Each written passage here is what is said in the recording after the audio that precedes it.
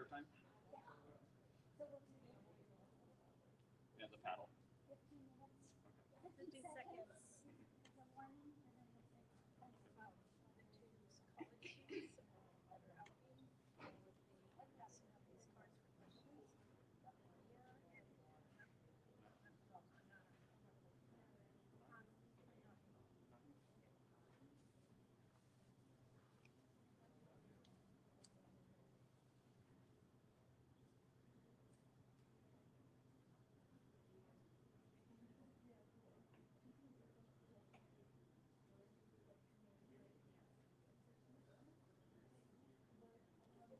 be passing out these cards for questions.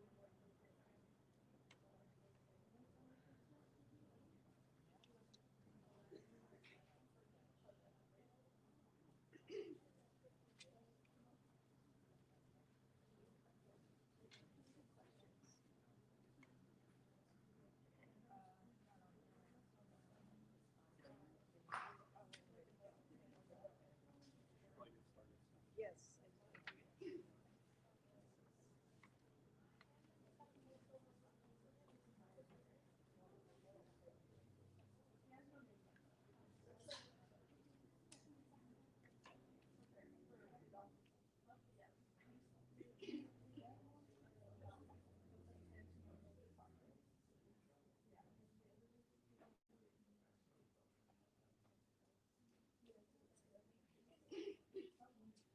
Good evening, everyone. Thank you for coming tonight. This is the Santa Paula Latino Town Hall, and I can't tell you what number of years we've done this, but we've done candidate forums for Congressional Assembly, Board of Supervisors, City Council, school boards, and this evening we're doing the school board and city council races, and then there'll be 2 perspectives on Measure R, which is a sales tax measure in Santa Paula. So we also are live streaming this event, and that email has been broadcast, or that link has been broadcast to our membership and Facebook. So I know some people have already registered on that, so I expect and I would hope that people are watching it in the comfort of their home and maybe channeling it with the Dodger game. My name is Laura Espinosa, I'm the president of Latino Town Hall, and at this time we'll get started because it's a full agenda. And our chairperson of the Government Accountability Committee, and who is chairing this event, is Daniel Gonzalez, soon to be Dr. Daniel Gonzalez. And Daniel, I'll turn it over to you. Thank you. Good evening. Thanks everyone for being here. First off, we have interpretation services. By,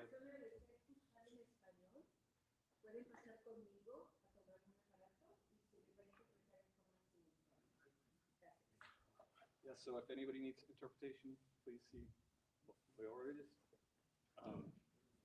So first I'd like to introduce the panelists for our first talk, which is going to be City Council.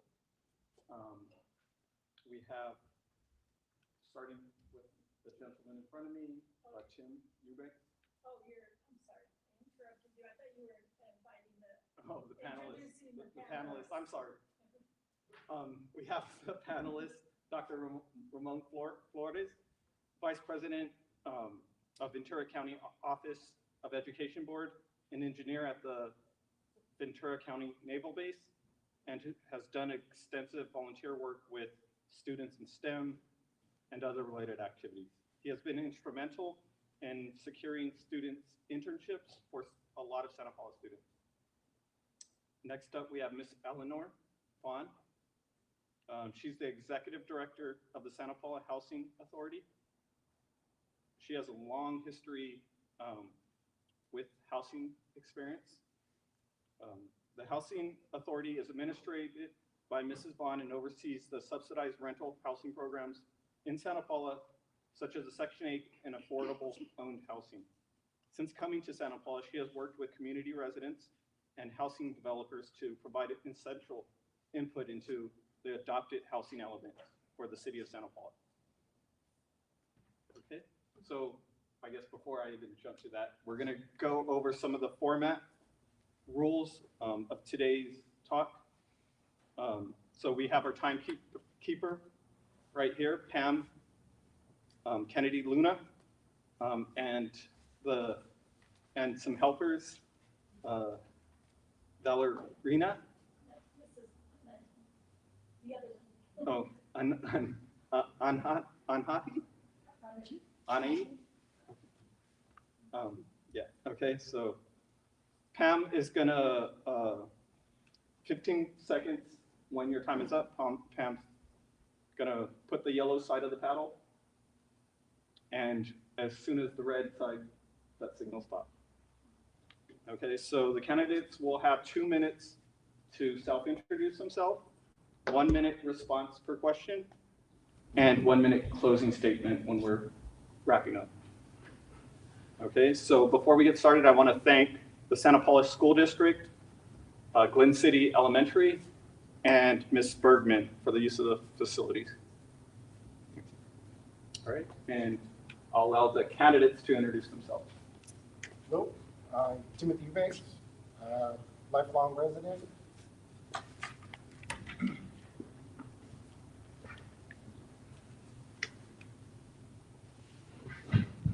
I'm Timothy Eubanks, lifelong resident. I'm running for city council just because I see a lot of things that need to be changed. And it concerns me of the way that town's headed right now. Hello, everyone. My name is Christina Ivar, and I am also a lifelong resident of Santa Paula. I'm running for Santa Paula City Council because I believe in building a future with this city and building a future for the people who live here.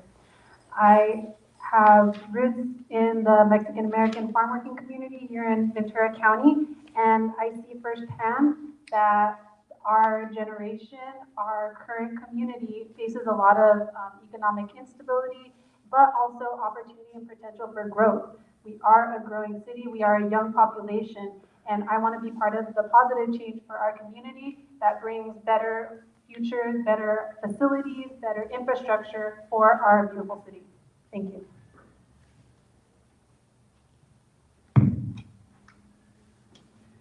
My name is Leslie Cornejo. 35 years ago, my husband Enrique and I bought Santa Paula Travel Service on Main Street, and we've been serving the community ever since. Both of us, being bilingual, have treated our clients from every walk of life with care and respect in the language in which they are the most comfortable. In addition to my work, I have raised 3 sons who are all married and working, and I have 5 grandchildren. Among the many projects and other work I've done over the years are 15 years as a Santa Paula Seroptimist, including chairing the Care Bags for Children's Social Services Project and chairing the annual fashion show, raising funds that went back to our community. I co-chaired the Moonlight at the Ranch event out in Limonera for 3 years, raising over $120,000 for the Santa Paula Police and Fire Foundation. I served on the board of Santa Clara Valley Bank for 16 years as a founding director and received training and certification in financial auditing and corporate governance. I've supported our Boys and Girls Club with donations and by decorating a tree each year for their Light Up the Season event. In serving on City Council, I've worked to bring respect and unity to our city as we have so many priorities that we agree upon, such as improving our aging streets and infrastructure, the urgency for economic development, and access to affordable housing on all economic levels. Because of my work and all the volunteering I have done in this city over the years, I believe I have earned the trust of Santa Paulans to represent them for the next 4 years. Thank you. Good evening, everyone. My name is Gabriela Ornelas, and I also am a lifelong resident of Santa Paula. I've gone to school here, graduated, and I'm raising my 3 daughters here. I've had the opportunity of serving this community in a lot of different capacities. My current role right now is president of the school board for Santa Paula Unified School District. And I am making the switch over to city council. Fortunately for me, I'm running unopposed. So I will have the opportunity to serve the next 4 years as a council member. same reason I decided to run for school board was after being asked by students, parents, and colleagues to advocate and support on that level. I'm now excited to serve at this level and continue to advocate for students and their families and to bring change to Santa Paula, like my colleagues up here with me. I'm excited for it, and I look forward to learning and growing as a person, but also as a council member, and continuing to advocate like I've done for most of my life.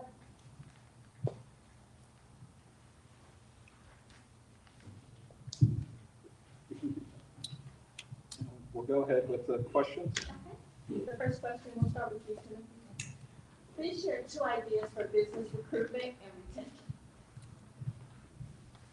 We first have to start by reaching out to places. It sounds like we're not really doing that. I mean, lately it looks like we are, so it's a good start. But yeah, it's simple as just making phone calls and seeing what it takes to get people to come out. We have space. We have, places where there's ready to come in and open up.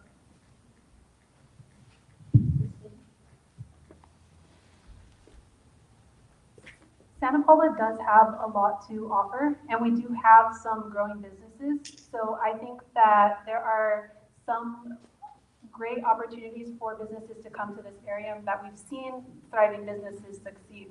So I want City Council to promote more, to promote businesses more, and that the Chamber can continue on doing a great job of advertising and giving shout outs and spotlights to local business leaders. As far as retention goes, I know that rent has been a challenge for businesses here.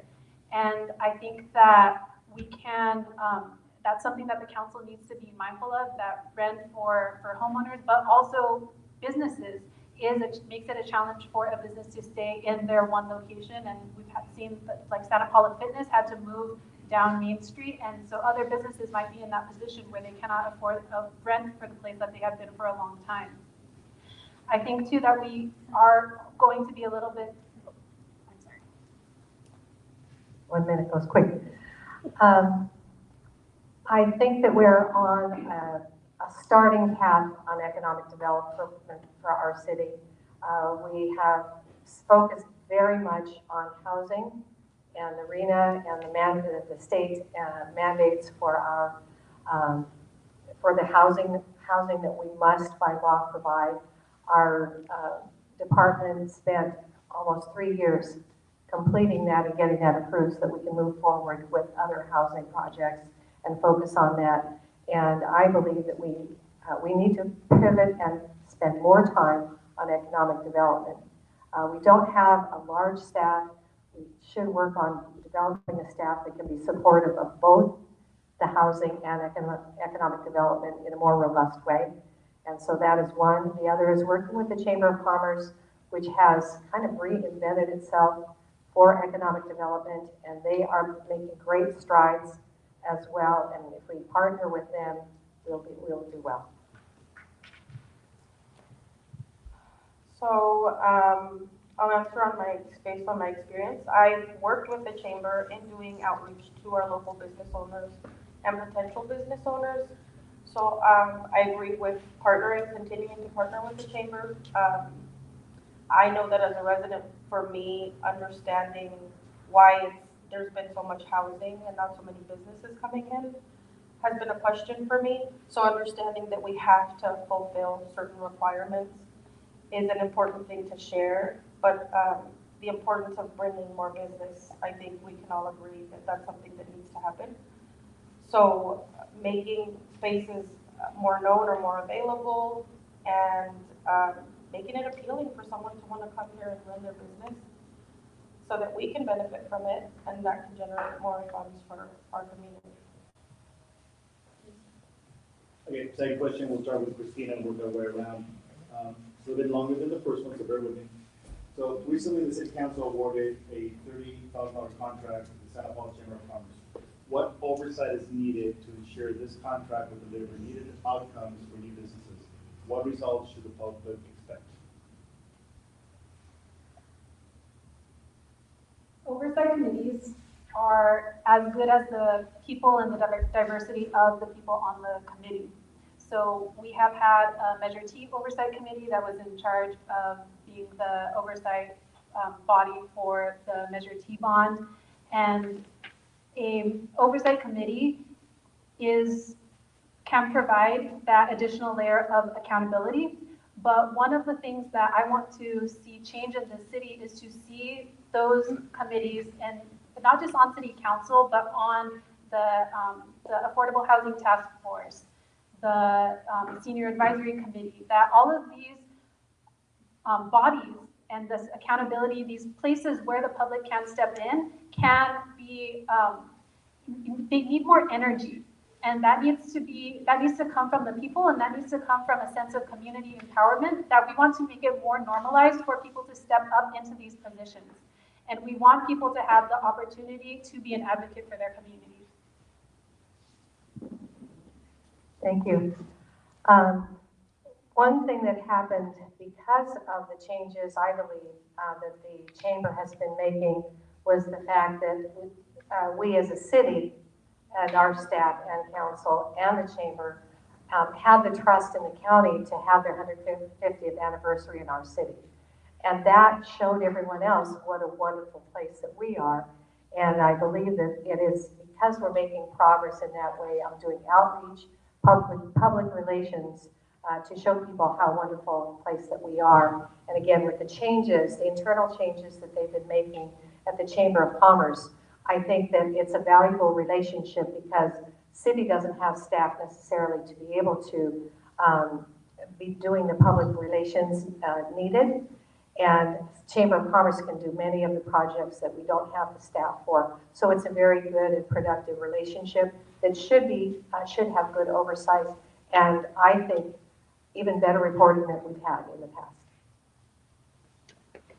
Go to Ms. Ornelas. Oh, I'm so sorry. I would say accountability and transparency.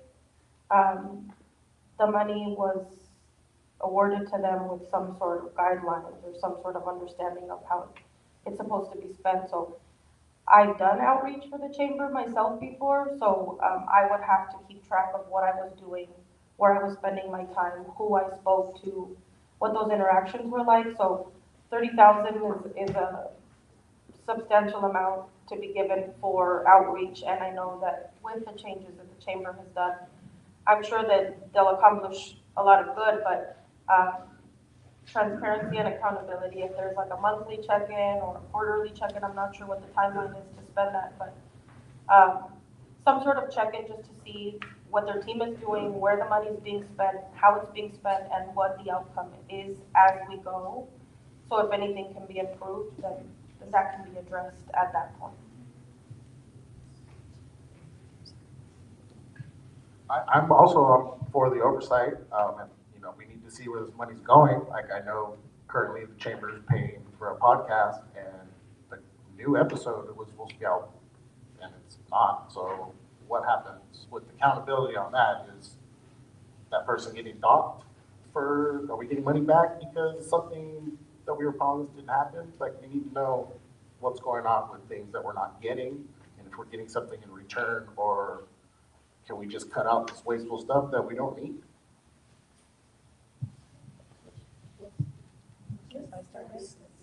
Kind of rotate, so the same person is not getting the next question all the time. Just in the last several weeks, several businesses have closed. Some have cited large rental increases from the landlords. What do you think the city can do to alleviate the impact to business owners? Does the city play a role? It is a difficult thing when you're talking about private property and the owners of that property needing to make what they need to cover their taxes, their expenses for their businesses. But we also need to be cognizant that we need to do better campaigning to support our local businesses that we have. I think we're too quick to leave the city and not realizing how much of that tax revenue is necessary for our community. And so we should be working harder to support the local businesses and doing campaigning for that as well.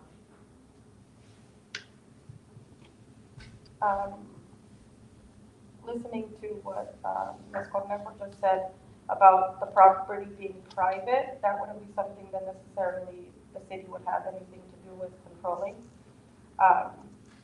If it's something that it was on Main Street in a city building or something, I wouldn't even be able to tell you that I know or have a full understanding of rent control and what it all entails, but growing up having, my parents have a rental property, I know that they try to be fair with rent, but there's so much that comes with that too, right? So if rent is increased and a business has to close, that's unfortunate, so something has to be done. Maybe, I don't know, some sort of negotiation based on what the business brings in, or some sort of alternate resolution that can happen between the owner of the property and the business owner.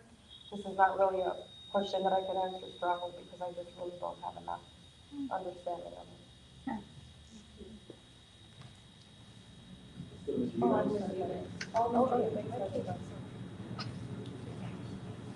Yeah, same thing, public property, private property would be, two different aspects. I know a lot of the private properties in town during COVID, they did work with their tenants. So that's a good thing to see, possibility, maybe they could have conversations, and see if that's a thing that could happen again. But yeah, private property and the public, there's two different things. So it's hard to tell somebody what to do with their property. One aspect of this conversation about business is also the just recognition that we are one city, and some of the businesses that are big anchors for our communities are big companies.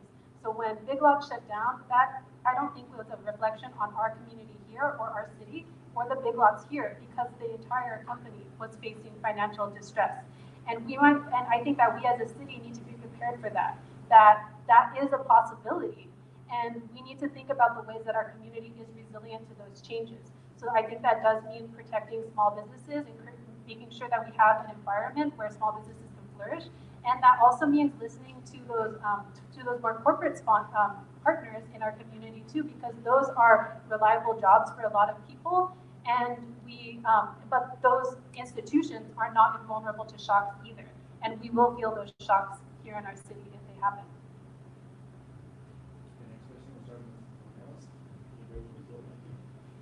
According to census track data, housing affordability is a problem for renters, which are 50% of Santa Paula residents. This leads to families doubling up, spending over 30% of their monthly income.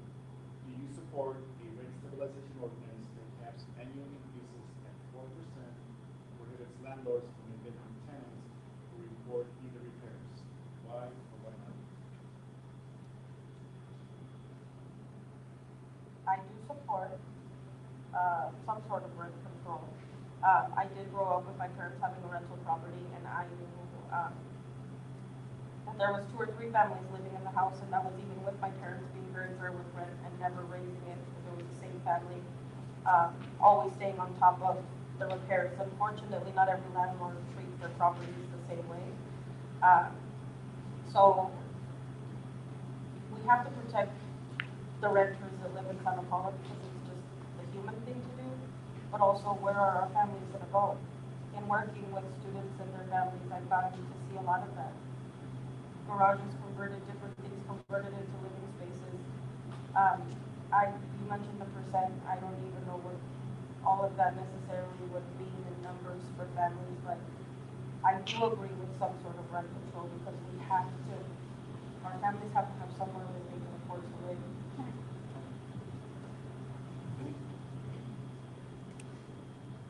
I also agree with rent control. I believe that there should be some sort of oversight as well. I mean, you can't just completely increase profit-wise and then not help out, with maintenance on the property or upkeep, something breaks. I support it, but I think there needs to be a lot in place to make sure the right things happen. Make sure money's spent where it needs to be spent. You get taken care of. I am in support of a citywide policy of rent control that is more close to 4%. That seems like a reasonable number to consider. And the reason why I think that that's a fair and just policy is because this is not an imposition on how much rent a landlord can charge, that it is a cap on the amount that you can increase every year. So even if the overall goal is to increase your rent to a desired number, you are required to spread that out so that it is bearable, potentially it is more bearable for the person who is in that renting situation to adjust to the increase every year. So I think that this is a very humane and normal approach to people's finances. You're not going to have very big increases in your job at every single year. So having a rental policy that is more in line with what people can expect from income adjustments is much more just, in my opinion. Thank you. I actually am against rent control. The state has just passed legislation signed by the governor this year, which gave real teeth to tenant rights and to landlord responsibilities. And I think the best that we can do is to make sure that the landlords know their responsibilities and that the tenants know their rights. I think our emphasis should be on bringing in companies that give jobs to people so that they can actually afford their rent. And I think we should also keep working on the housing that we have. We have a lot of affordable housing that's coming through in our city that's going to alleviate the problem that is so desperate right now. So with time, it's going to improve organically, and we should be focusing on the other issues of making sure that everyone knows their rights, that the landlords provide safe properties for people to live in, because it's intolerable to allow people to live in conditions that are not safe. And that is where the emphasis, I think, should be.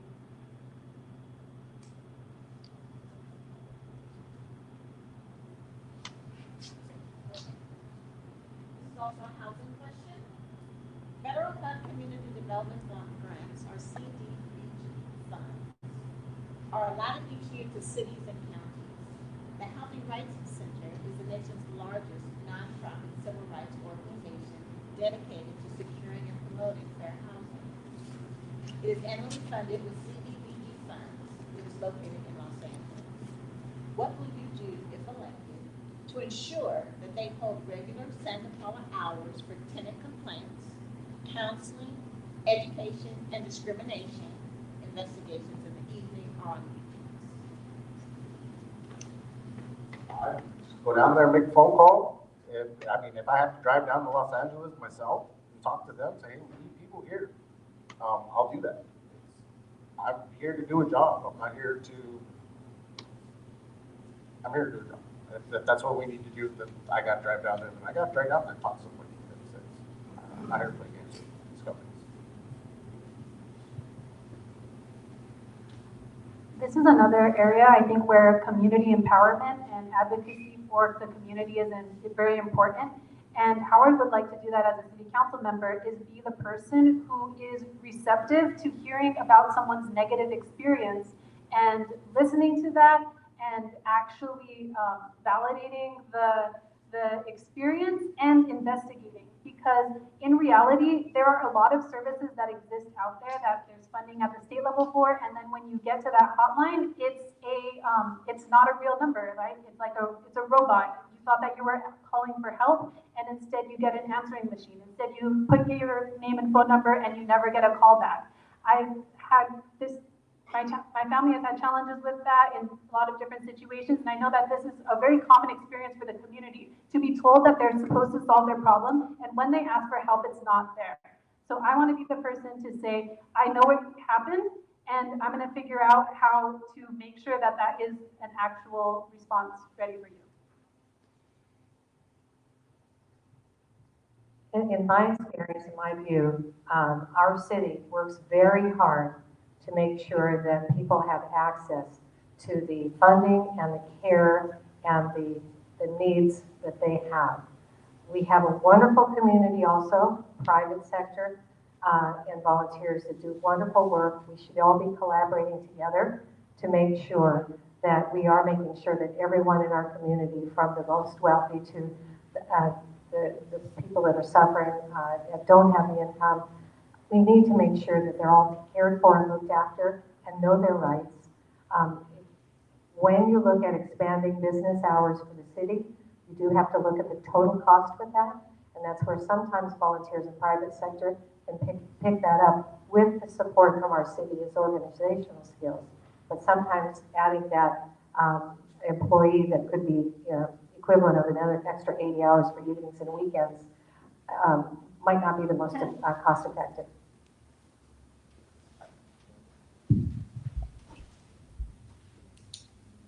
I think first, I would say to make sure that people know that that hotline or that number or that resource is even something that they can take advantage of or use to protect themselves. But I also agree with having a person that's available on call evenings and weekends will cost money. So being someone that volunteered a lot when I was growing up, students need community service. College students also need it. So that would be an opportunity for one of our many advocacy groups we have in town to take something like that on. But first, people need to know that it even exists and that it's something that they can actually like tap into and go to as a resource. Okay, we're gonna switch that on a leadership question. It was start with Ms. Ivar. Once elected officials often place relationships with other elected officials in higher offices before their constituents meet. Recent examples are the proposed closure of 2 county Santa Paula hospital units and the lack of action by the Ventura County Community College trustees to fulfill the 2002 promise of a community college center. City Council has only fairly recently been more visible. The perception of many residents is that too many selfies and elbow rubbing is happening and not enough advocacy and demands for the needs of the community. How will you ask the hard questions needed for strong advocacy on behalf of the city and its residents while balancing diplomacy? We find your leadership role. My mother uses the word politician as a bad word. She apologized for that just the other day. And I think that that's one way that you can lose your base. And I want to get to city council because people believe in me and because people believe in change and because people believe in honesty and trust and integrity. And I don't want to jeopardize that as a city council member by immediately being the person who is friends and smiles and takes selfies and puts all of this publicity out there that isn't as connected to the community work that needs to be done. So on those 2 particular decisions, it's a higher level than Santa Paula, and there is an advantage to the city council just trying to be part of those decisions. But I think that ultimately being the person who is the stick in the mud who says this is what needs to be done is important too. I worked very hard over the last 4 years, both in learning the system and also creating trusting relationships with our legislators.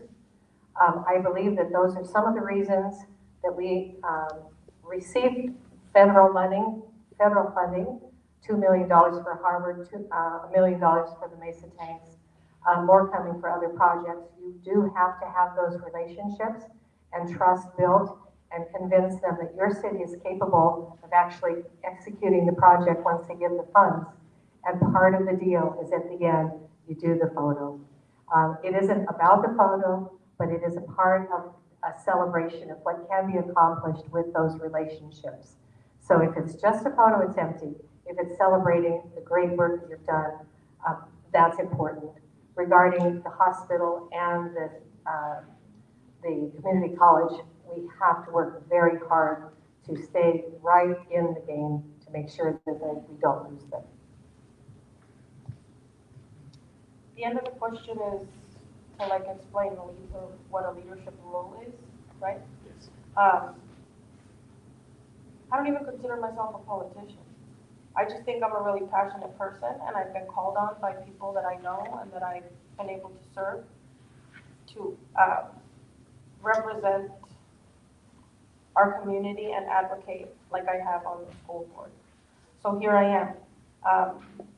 taking pictures and doing all of that, that's great. It's not really my thing, but like Ms. Cornejo said, if you have to do it at the end, it's part of it, fine. I think that,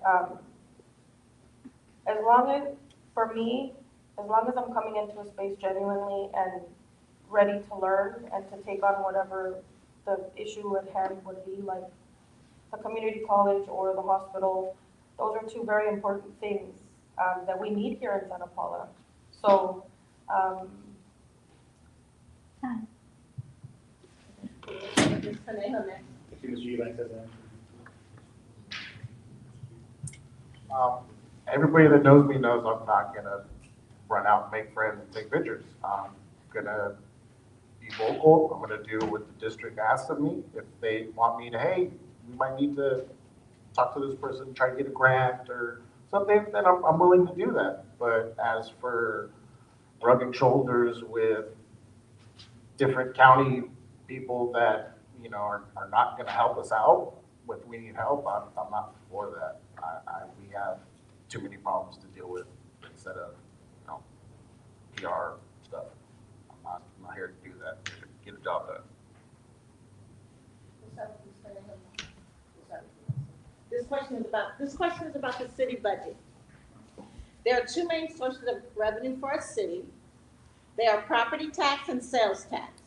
Measure T, the current sales tax measure, supplements this revenue and other grants.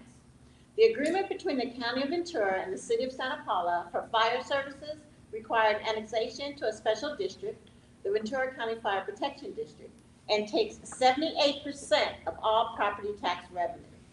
This leaves 22% remaining for city services like streets, roads, police, public works, building and safety, planning, senior and youth services, finance, and administration. What will you do to correct this inequity? No one is happy that I know of about this deal that was made to turn our fire services over to the county. It was done long before any of us and the staff was there. Should have been a better contract. It doesn't give you an out. The out is that both parties need to agree before any changes to that contract can be done. But we need to pressure hard. I believe that we should, as a council and staff, pressure hard to reopen that contract if we can, to see what can be renegotiated if possible. That's a personal opinion at this point. We have not discussed it yet as a council, but that's my opinion, is the most important thing that we can do about that. And it's because we receive actually very excellent care in fire services. I just believe we pay too much for it. said that 22% of it goes to, The other items in the city. So 20% go for city services like streets and roads, public works, everything else. right. Well, I felt that 22%, or the little bit of it that went to the youth center when I would run it. So what I would do to fix the inequity, educate myself better on exactly how we can do that, and get a better understanding of Measure T itself. I know there's another measure that's coming up here, but a better understanding, and if it can happen, how it can happen, and then start having those conversations.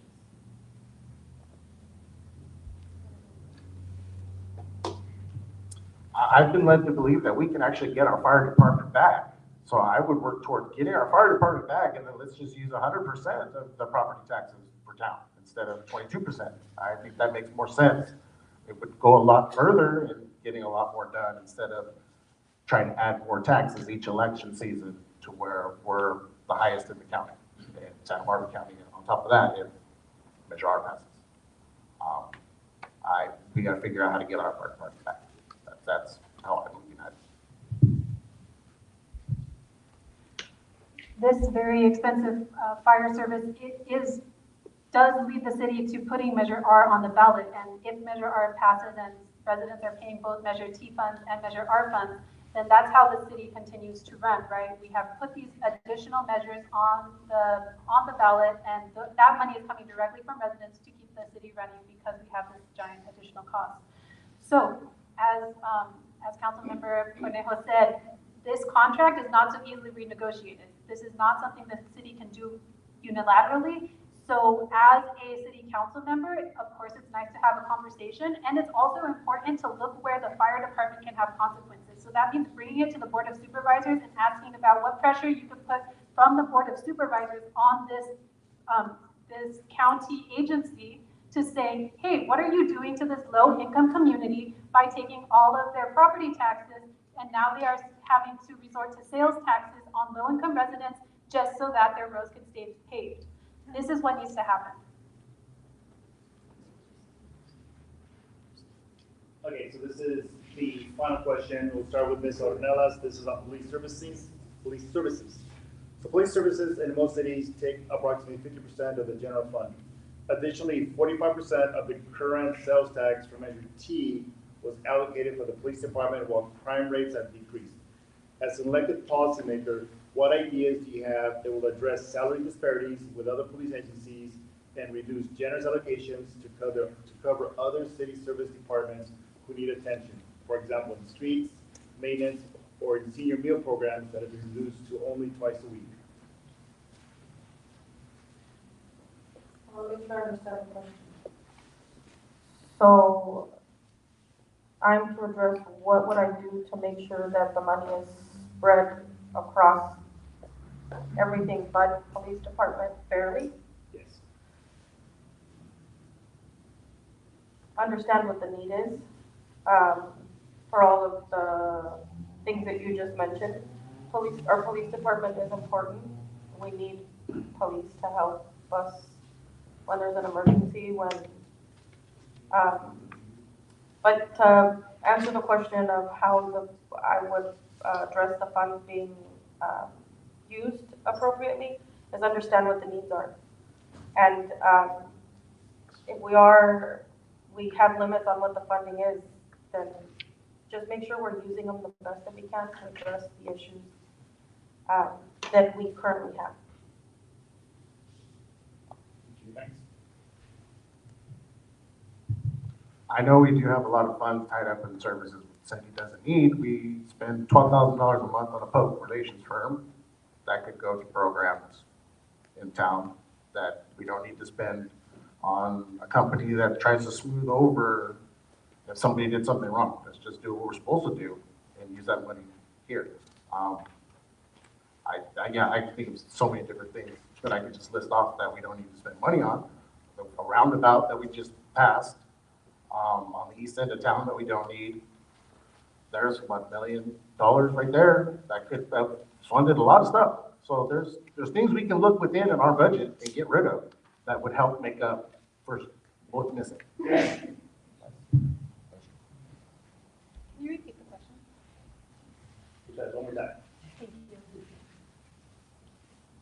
Police services in most cities take approximately 50% of the general fund. Additionally, 45% of current sales taxes from Measure T were allocated for police department while crime rates have decreased. As an elected policymaker, what ideas do you have that will address salary disparities with other police agencies and reduce generous allocations to cover other city departments who need attention? For example, in streets, maintenance, or senior meal programs that have been reduced to only twice a week.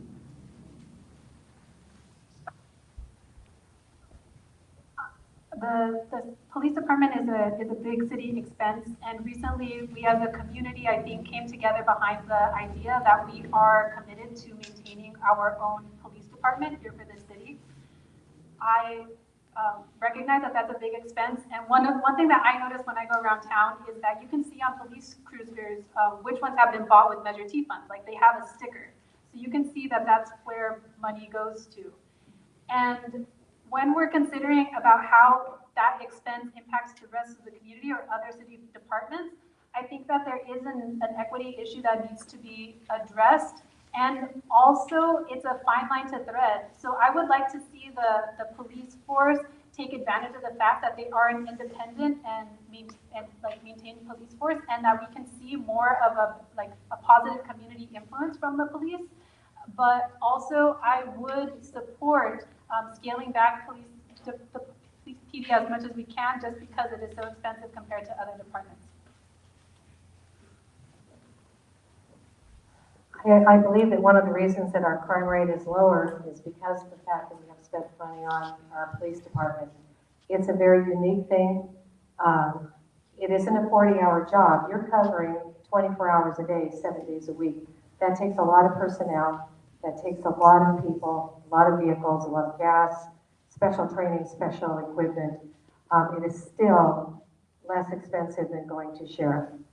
And so we have to cope with that and look for best ways to spend the remainder of our funds. We can't, to find parity with other agencies, we'd have to pay more than less.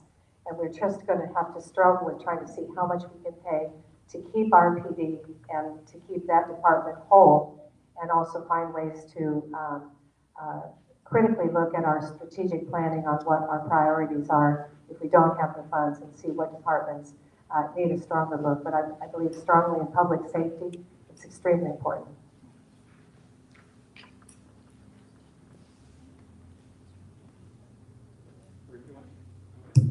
So next up, we have some questions from the audience. All right, and again, you have 1 minute. So this is from Ricky Ford, who writes, Santa Paula Police Department recently dumped a cart full of bottles from a Mexican homeless man this week, and it was shared on social media. This is beyond unprofessional. First of all, the trash shouldn't have been left, and also the person is treated without dignity. We understand that crime has to be controlled, but what sort of accountability would you see, in your position, see towards the police department for doing something like that? There has to be some sort of disciplinary action, as well as consequences for their behavior. We can't just have, people doing what they want and think they can get away with it. I know for a while we did have a few officers with questionable backgrounds. We're getting better now. I would like to see no issues, but let's get there.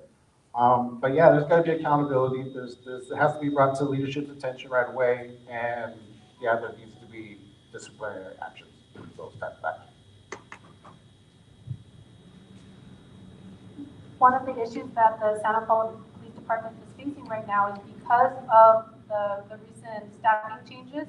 It is a pretty young department that they have a lot of new academy graduates.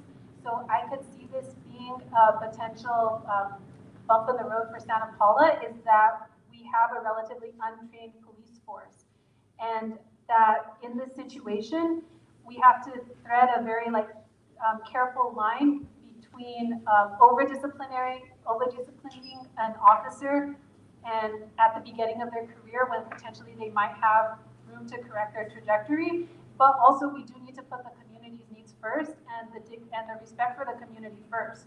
So I would like to see a lot of emphasis at this point in the department's status, that we really do need to value the relationship that, again, this community has with, that this department has with the community, because this community has committed to maintaining that department and putting resources toward it. My first thought is they see an awful lot on social media, and I would not rush to judgment. And then investigation needs to be done. If such a thing happened, then it has to go through appropriate discipline, but I wouldn't rush to judge immediately on that. There's just too much out there that, to rile people up that may in the end not be the true full story. We should always treat everyone with dignity. I know the training and I know the people over the PD, and they are working very hard to become the best and culturally a wonderful department that cares about our community. I know so many of the officers that do, that I know would horribly distress them to know if such a thing were to happen, and then it would be stopped.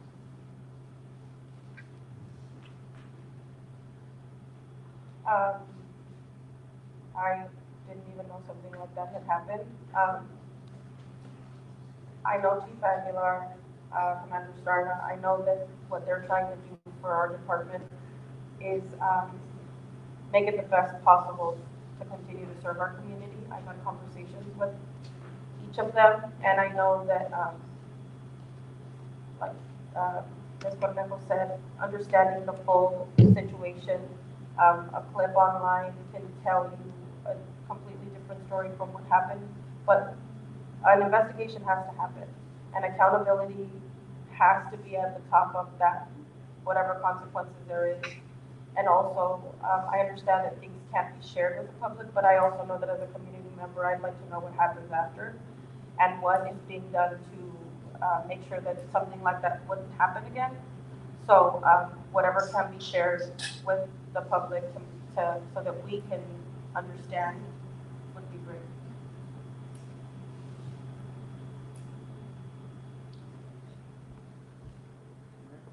The next question. Please explain how you will prioritize issues in your district when the issue may be a citywide concern.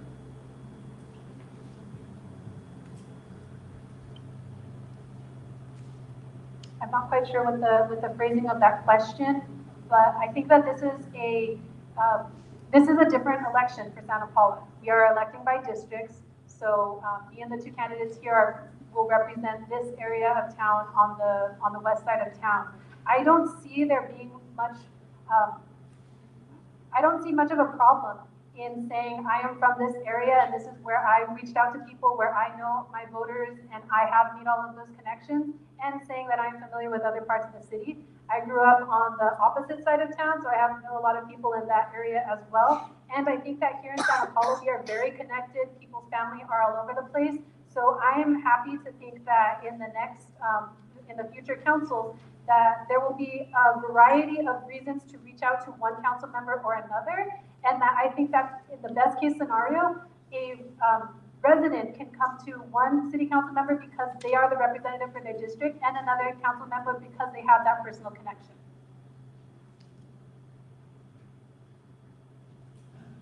For me, it's going to be an interesting conversion because for 35 years, I've owned a business that served the entire city, and then I've been on council and have served the entire city or represented the entire city as an at-large member. So I don't see a great difference. I do see that there can be pride in your candidate from your district, and you may be able to reach out to them more readily and know even better the people in your neighborhood. But in the end, what a council person does will have citywide consequences. So that we need to take care of our entire city and not just square off into different districts and compete with each other. We need to work together as a city. So currently on the school board, I represent the same area. I'll be representing on city council. So the community, the neighborhood I grew up in, so that's not going to change. But in continuing to be an advocate and voice for the needs in Santa Paula, of course I'll continue to talk to and see the students and families and people that I know in that area. But I talk to a lot of people in Santa Paula. So like Ms. Cornejo said, the needs in Santa Paula are not just necessarily my district or her district or anyone else's district, but having 5 of us on council means that each of us bring a different perspective and a different understanding of what our areas need. So it's being able to have those hard conversations and then come together to make the best decisions for us as Santa Paula.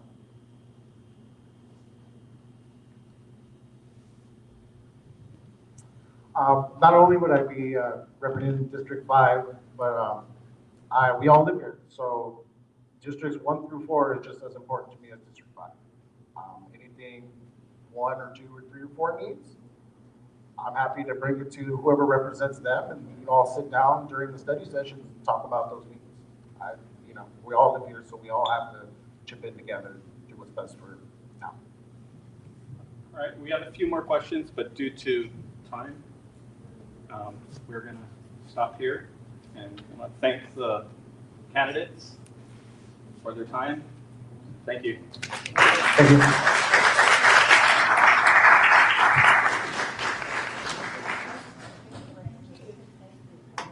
Give us a few minutes to change up name tags and then we'll continue with the school board.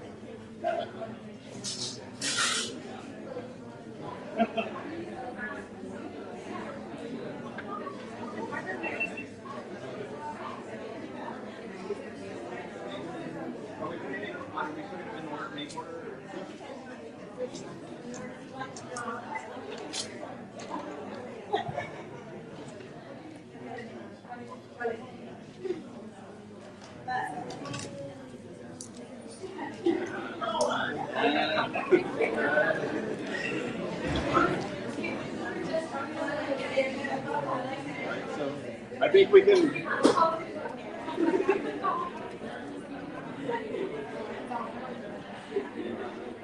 School board candidates.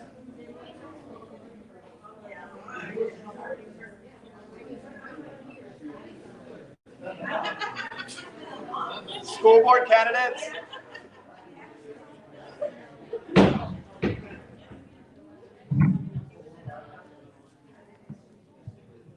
Hello? School board candidates, if you could come up, please.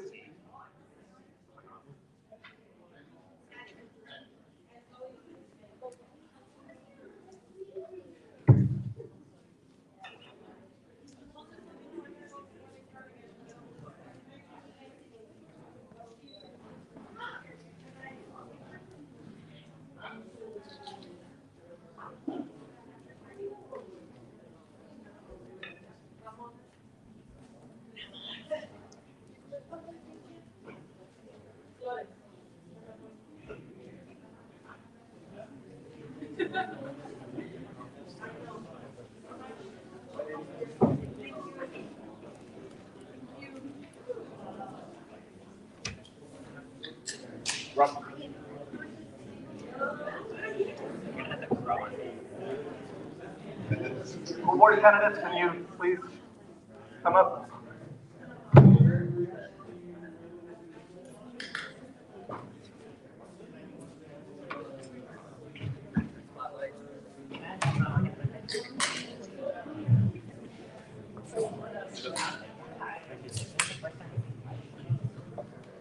Something to drink, so.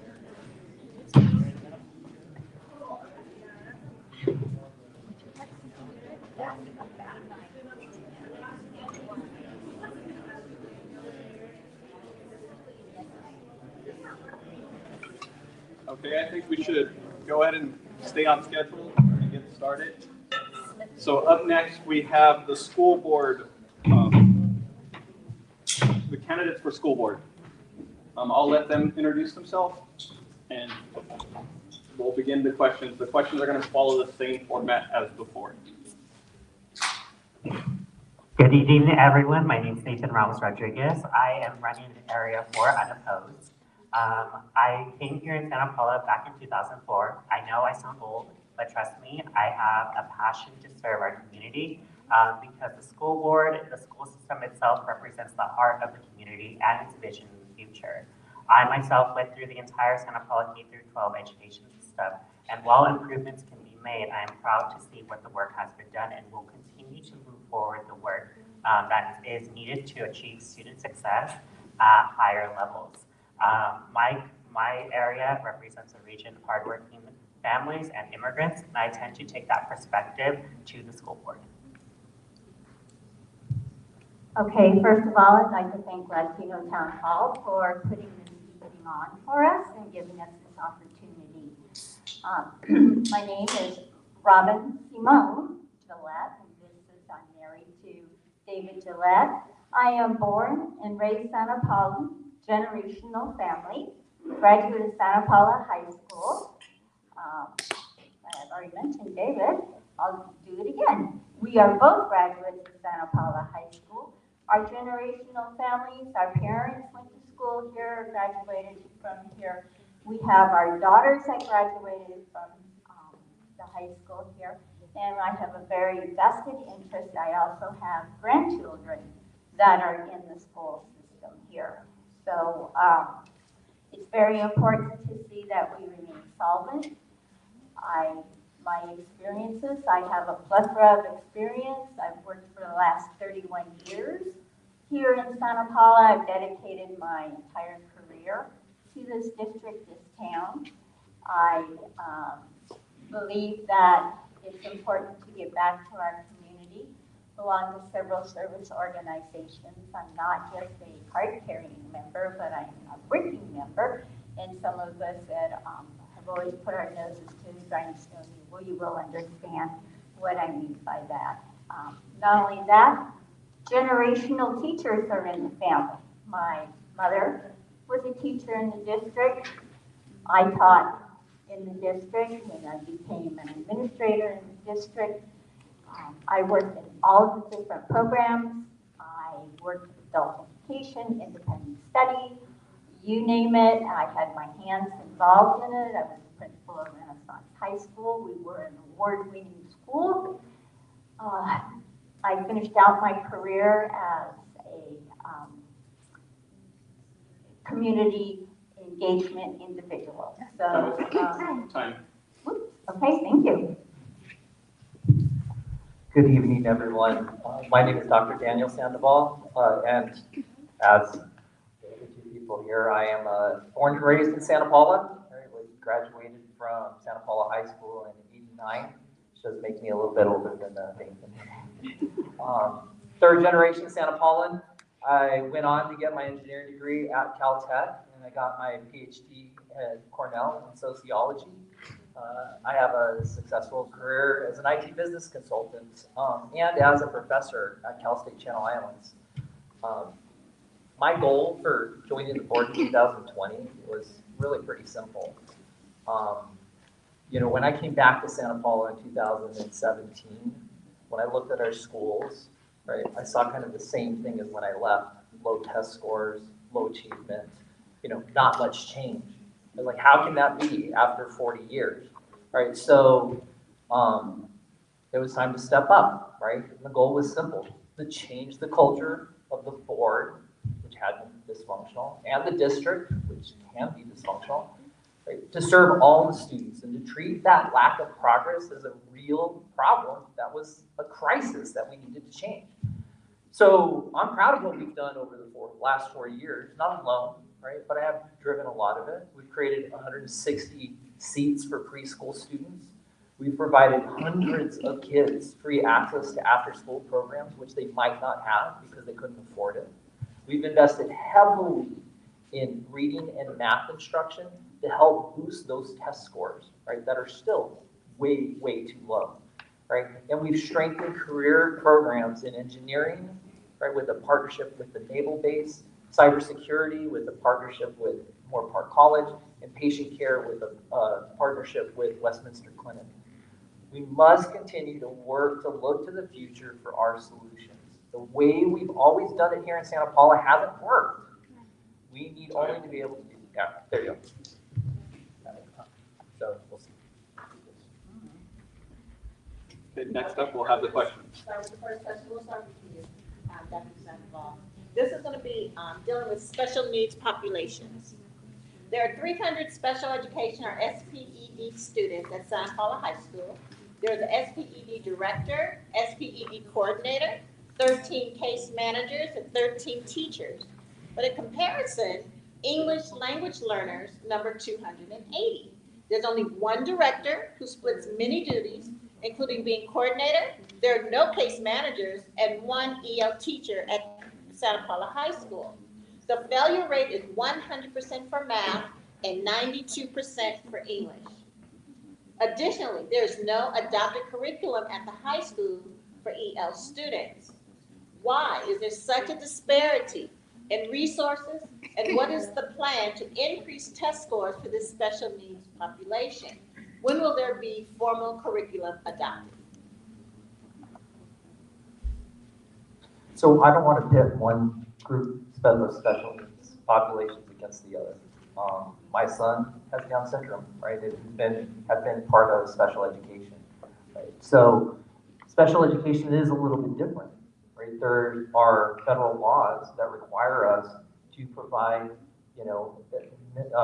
appropriate interventions there, right? Do we do enough for EL? No, but we have increased things, right? So we actually do also have 6 EL reading intervention TOSAs because we know they're not reading, right? We're looking at the way that the EL learners, English learners, are being reclassified because too many of them have been in the EL program for say 6 years and still are reading at low levels.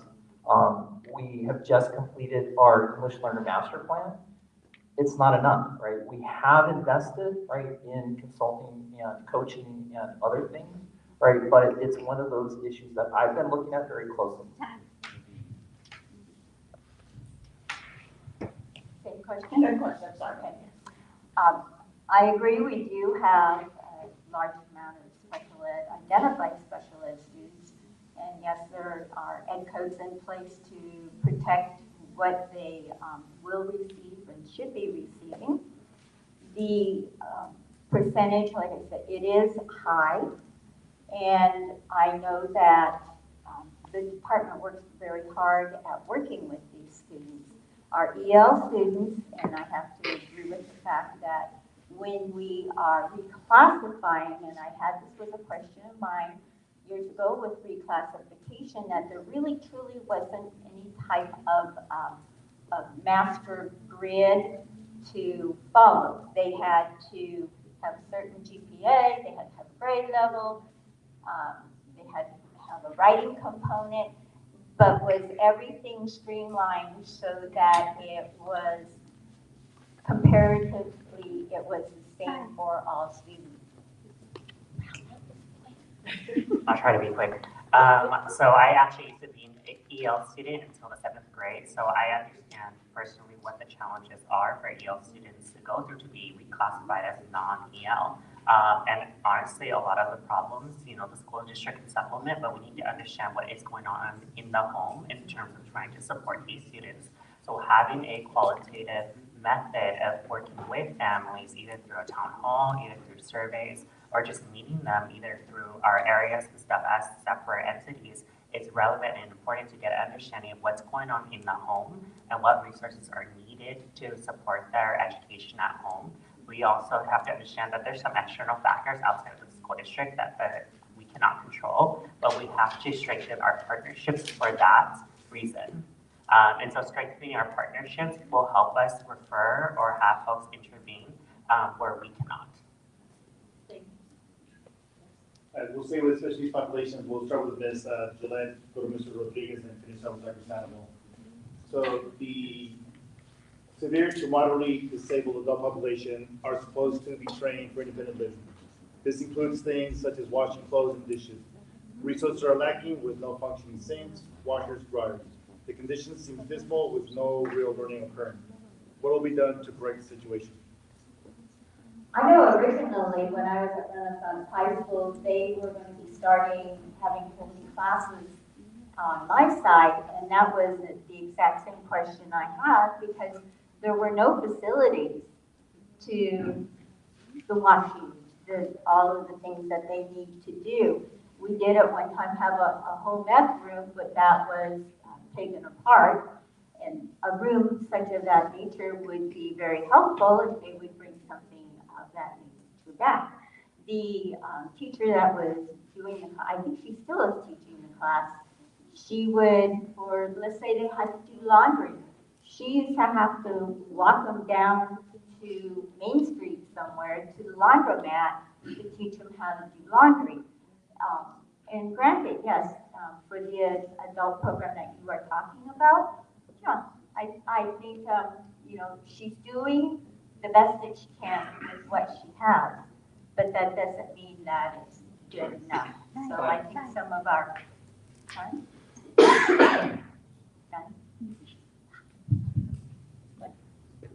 Similar to our other programs, such as the trades, we need to move to looking into investing in these programs, but also expanding what resources that we do have to support these populations. So one of the things that I have seen other school districts do is try to integrate these populations with the rest of the student body so they can have more diverse interactions.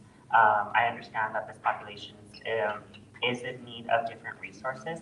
So looking into what families have provided or what families are struggling with as well, working with those families to understand, okay, so maybe at this capacity, this person cannot conduct this action right now, but what levels are they at so we can invest on the other resources that need high priority. So looking at what is a priority, what is not, so that way we can focus on what we can invest our financial resources or our current physical resources on.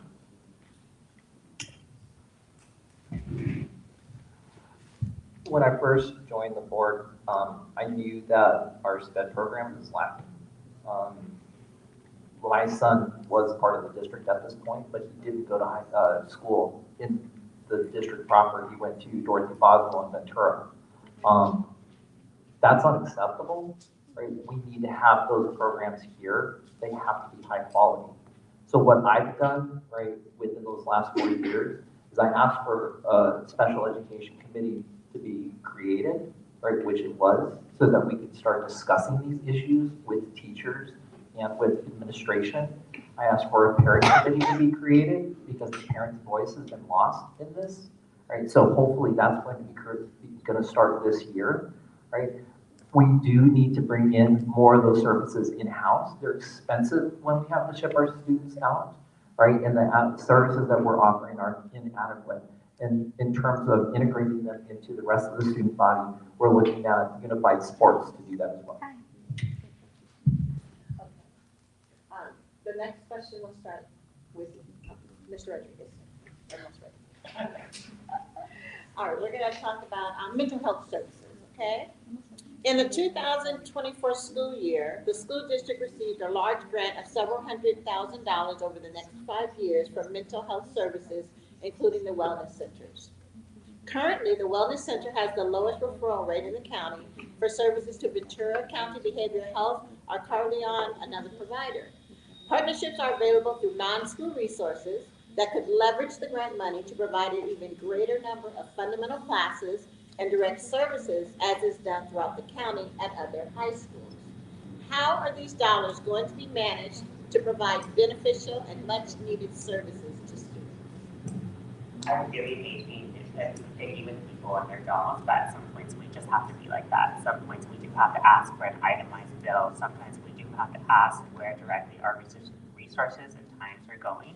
And sometimes we do have to interview the populations that are being served through surveys, whether they be anonymous or not. We need to look into ways how we can get the student feedback off those centers to see why aren't they being referred. Are they too scared to be referred to these agencies because they don't know about them? Do we need to bring those agencies into the schools to show that they are real, that they are safe places for our students?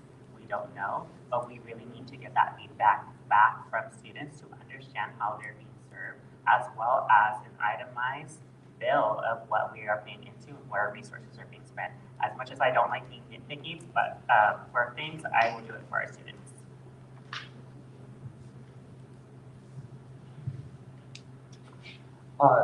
We have invested a lot in mental health services.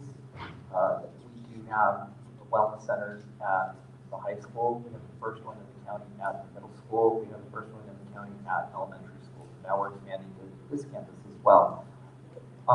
In terms of the referrals and how the services are working, right? That has been something I've been very, very vocal about. We still actually don't have a workflow of what happens when a kid comes in for, say, a bad day, or for something a little more serious, or something that is, we call it tier 3. That's not written down. I've been demanding that for a while. Unless we go in there and force them to do the work, right? You know, I'll continue to keep on demanding them.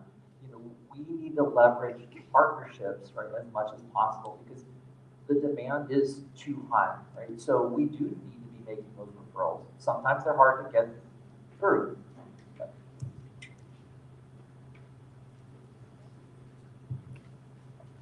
Okay, I know there's been several discussions about the wellness center, and I remember while I was going through the budget, just looking at what money was being spent. There was a ton of money spent to furnish, develop, create these centers, but then I also have had a question coming into my mind. Well, what do we have in place as far as process? Now, I know Channel Islands has, from what I understand, they have a wonderful process. They have the resources, and I think it's in the infancy stage, but I think there needs to be some more regulations, and I think maybe perhaps an adult field trip and go visit to see what our successful districts around us are doing. And if we need a little help, emulate, you know, we don't always have to invent the wheel, we can, you know, use a wheel. And I think that this was, like I said, I don't even know if there's consistency in between each of the sites, or if they have a process developed that's a general process, or is it just like site. Okay, next question. And you'll try to do this round robin. No, so send it, Ms. Robin. So you get the next question. No worries. Okay. In the past, the Santa Paula Lieutenant Town Hall has provided programs such as Family Science Night, parents student conferences, and tours to local colleges, universities, and other activities. STEM-related student internships have been offered. There continues to be a gap, especially at the high school level, for Spanish-speaking parents to be involved. Is this included in the district's strategic plan? What goals are in place, or should be in place to improve outreach and engagement with parents, where data shows that this makes a significant difference in student success? Could you read that last part again? I didn't read the actual last part. What goals are in place, or should be in place to improve outreach and engagement with parents that data shows makes a difference in student success? All right, as you know that down in the lower levels, parents usually are more involved with their students, and by the time they hit the junior high or the high school level, the parents are not quite as engaged with students as we would like for them to be. It has been my understanding that parents have always been invited to take part. I know Latino Town Hall has worked extremely hard to make those connections with the students, with the parents, with the community, and with the other organizations that support these parents. So I'm not saying that things are perfect, but what I am saying is that I know attempts are made. I personally have sent a survey out asking parents about what their needs are, and to find out, you know, what it is that I can do to help parents to become more engaged, to help.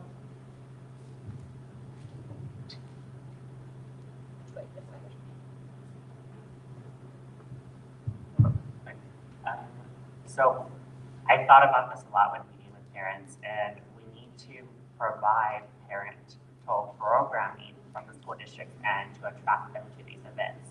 Maybe we'll do it during back to school night where we have a separate section for Spanish speaking cultural-based communities to, have them have a space to ask questions, have them have a space to talk, have them to just be there and see it where they feel safe, where it's just, Spanish speakers with Spanish translators and such, where we can all be there. Again, my area is predominantly Spanish speaking. Their needs either go miscommunicated or not communicated. So having these special spaces that are centered around the Spanish speaking population is key to attracting their participation within the school district. So I think that should be our first part. And then also just making sure that we send all literature and communication in Spanish to see if we can meet them at their level, either through other means of communication like radio. All right, so there are a number of things that we have been trying to do, right? Because I readily admit that our outreach to Spanish-speaking parents is not great, to say the least. We have funded a number of outreach workers, right, to engage with parents and to go to the homes, right, because that needs to be done. I've been insisting that all of our career education, career technology education data is split, right, so that we can see English speakers and Spanish speakers and how they're both doing and progressing and how many are accessing those programs, because equity is important. One of the things that I had advocated for and brought to the district, right, was an opportunity to get money for family and community engagement grants, right? So there was a significant number of dollars coming in for that. And finally, we had town halls to look at the 6th grade, and those were both in English and Spanish throughout all the district, right? So we need to continue to do things like that. Thank you. We're gonna start with you. Okay, so this with career pathways. Career pathways are especially beneficial for students not intending to go the traditional college route. What role does CTE have in job preparation, and what pathway opportunities are currently available, and what are planned for the future? This is one of the things I've worked on the hardest as a board member, because I've been very instrumental in a lot of these partnerships with these different organizations that help us create these programs. We have one in engineering, I've mentioned before, right, with a partnership with the Naval Base. We have one with patient care, right, with our students working at Westminster Clinic. We have cybersecurity. They can go to Moorpark College and get certified. They can get certified here. We have ag human services as well. I'm helping develop an early childhood education pathway. I'm also helping develop a buildings and trade pathway. So we have grant funding for that specifically to develop this year and to implement on last year. I've been working really hard with the unions, right, to see what kind of curriculum we're going to create. It's a double-edged sword. We don't want to track people, right? But we also need to give them the opportunity for high-paying jobs, and a lot of those jobs are that. And giving our kids as many options is really important. All right, I'm going to go back in time a little bit. When I was an AP at Santa Paula High School, I was in charge of 2 of the academies and also the Carl Perkins funding. So in the grant, so every year I had to redo the grant, explain where we spent the monies, how the monies were spent, and then oversee both of those academies. Then from there, when I moved over to Renaissance, we developed a program that was called Future Business Leaders of America. And if you realize what the pathways are, you have like a beginning class, a middle class, and a completer class. What we did over there with Mr. Lopez, who did a fabulous job, is that he was able to teach the classes that filled in a gap to complete a pathway, so that nobody, when we were at Renaissance, would lose the ability to have a pathway and then come back to the high school if they wished or graduate from the Time. What, I need to learn to speak faster. So we also need to work with our educators as well. You know, we have some fabulous educators in the classrooms right now that want to expand our CTE programs. We need to work with them to see what kind of interest they're seeing since they're on the ground working with our students, you know, 6 periods every day of the week. So just seeing what ideas they have would be important, but also working with students to identify what their interests are, but also when they need to take breaks, because fundamentally I do believe that burnout does exist amongst the K through 12 education system, especially in high school, approaching senior year. And it does need to be addressed, which is that we also need to reveal to students that they have options. Just because you completed this pathway to college, to a career, and so on and so forth, doesn't mean that you have to stay there your whole life. You can also change it. So having a holistic approach as well to meet the needs of students who are facing burnout, even before they go to college, before they start a career, is very important to me. Okay, these last questions deal with academic rigor. We'll start with Dr. Sandoval. Recent Santa Paula High School graduates have commented that they did not feel well prepared in essay writing and are struggling as new college students. Tell us how you would improve academic preparedness in the high school. Well, I have personal experience in this. When they get to South Channel Islands, I'm doing some remedial work, and not just in writing essays, but in math, especially in math. How do you solve that problem, right? I think that it's a multifaceted problem as well, right? For sure. Certainly, they should be ready when they get to high school. So we are investing a lot in first instruction because that has to be solved. Too many times, they're getting to the high school and they're doing triage, just like I'm doing triage at the college level. So it's a really difficult problem. We need to engage with our educators, right? Because they have a lot to say about this. And I think that a lot of times administration doesn't listen to teachers and they feel disempowered. And so they may not take the extra effort or do the extra things that these students need. We have a lot of dedicated teachers, right, that place it all on them at the high school to say, okay, we haven't supported these kids all the time. You do it now. It is unfair. Ready? Okay. You know, like I've always said, that your K through 3 is your really important years, and this is where you build the base for the learner. And if you don't have, if the student doesn't have it by the 3rd grade, they need to be the one that has the extra push and the remediation so that they will have those concepts and then carry them up through the upper grades. Now, I remember when I was an AP at Santa Paula High School, I used to have the 9th grade students come in. And one of the reasons that I felt that potentially unification would be beneficial, that would be so that teachers down in the lower levels would understand what we in the higher level needed to see within our students, because there was a disconnect. And we were of the belief that if we could all work together under one roof, supposedly, that we can bridge that disconnect and have a clear. So I'm still in college right now. I'm doing my master's at CSUN, and I can tell you college right now is vastly different from the K through 12 education system and what they have to teach us. The needs are different. Why? Because every professor is in charge of their curriculum. And so they can easily change it, they can easily adapt it. At the same time, we have to understand that our students are just not prepared. What we can do about that is trying to get feedback from, again, our students who are in AP classes, or encourage students to attend college classes while they're still in high school, increasing or working with our partnerships within the Ventura Community College District to see if we can bring more college classes out there taught by college professors and get feedback from students. Were they prepared for this course? What helped them understand this course? But also working with our educators too by seeing what needs have not been met and why, what resources need to be put into those classrooms to ensure our students are college ready. Okay.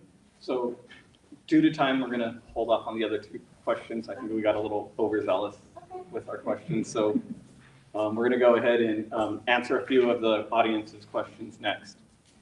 All right, the first question is, how do you plan to address declining enrollment? This is a bit of a personal one because I'm conflicted because I didn't want to go to Santa Paula Unified School District when I was there. It was hard because people like me were rejected. I had to, I guess it died, but I was in charge of the LGBTQA club in high school. Some of my members were bullied. Some of my members were hurt. And it was hard to see that. So making sure that communities and students involved are protected, unheard is important to me. That's why I believe in qualitative methods. That's why I believe in student and parent-led town halls. And that's how we encourage people to stay with our school district, by addressing their problems and concerns. It is hard to stay in a school district where you feel like you're not heard or you're not supported. But that's what we need to do, and we need to recognize the problems head on instead of hiding from them. And that's what I will do to continue to attract parents and families to our school district.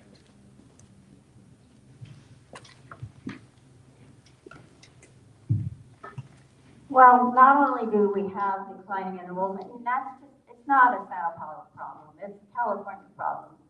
So we're all in the same boat. But we also have a high chronic absenteeism rate. And as you know, ADA, if you have a high absenteeism rate, you're losing the money for the student that is not in school. And that has been one of my areas to work in the past, was to work with the attendants to find out why our students aren't coming to school, because that plays a big part in this. And to understand what is going on in the home, to understand what's going on in the community, to see where it is that we need to step up and create some avenues for the student to come back to school. Now, when you look at our absenteeism rate, it's 10%, being that's 10% of the school day year, that's a lot.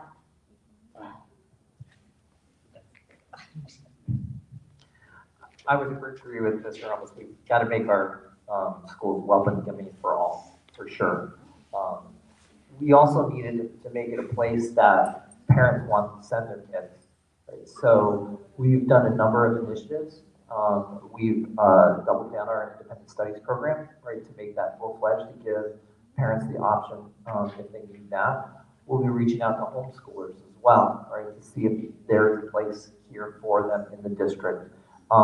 We need to make our schools attractive. Right? We've instituted academies, right, with different focuses like STEM, performing arts, etc. Right? In our CTD program, we're investing a lot in those. Right? We want ours to be the best in the county, so that parents see that and they go, okay, my kid's going to have a career, right, or a college path when they come here.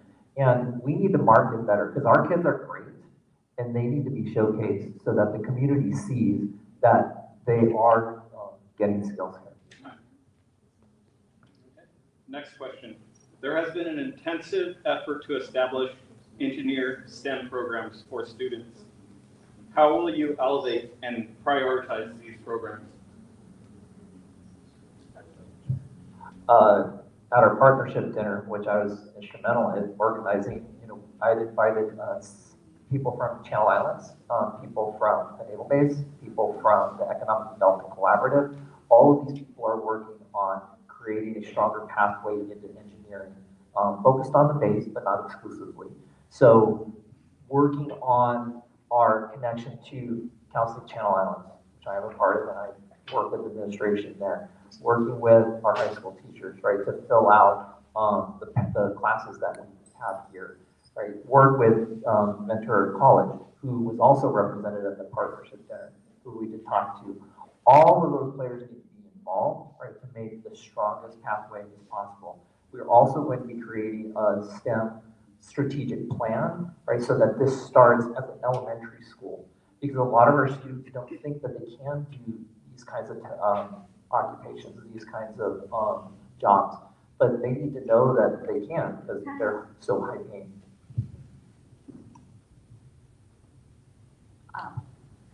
I was at the partnership dinner, and to see the successes of what all of the schools are doing right now with the partnerships and with the pathways, it's impressive. I'm happy to see this, because not everybody wants to go to college or they plan to go to college.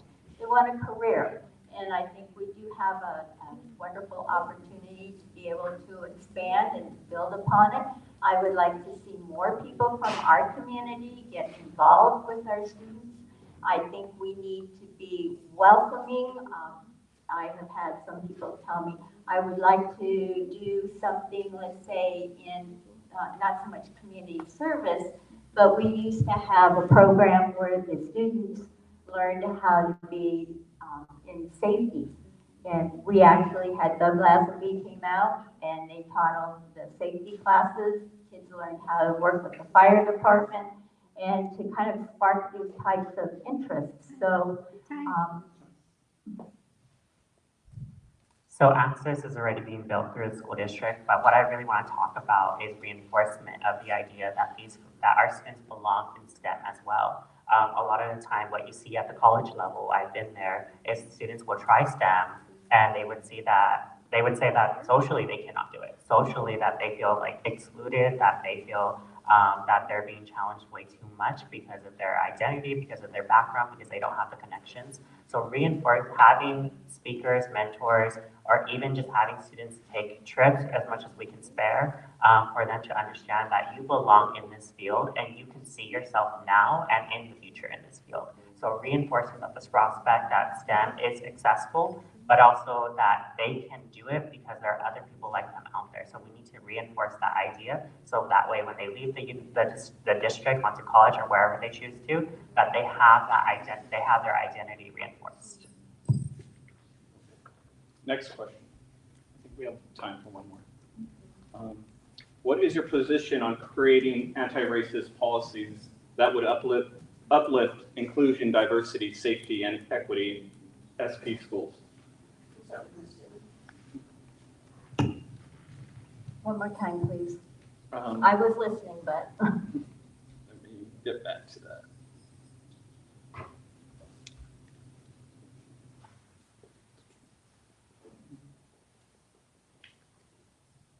What is your position in creating anti-racist policies that would uplift inclusion, diversity, safety, and equity in SP schools? You have to be careful when you're creating policy that you do not step on in a policy. The policy has to be good for everyone. And it has to acknowledge what everyone's rights and needs are. So yes, I do support having policies in place. I do support the fact that when you do have a policy in place, you need to have a backup to the policy. You need to be able to have support for the policy. You need to have training for a policy. And you need to be equitable across the board when you come to developing a policy like I was stating. Policy needs to be good for everyone, not just one person, one facet of a group. Policy needs to be good for all.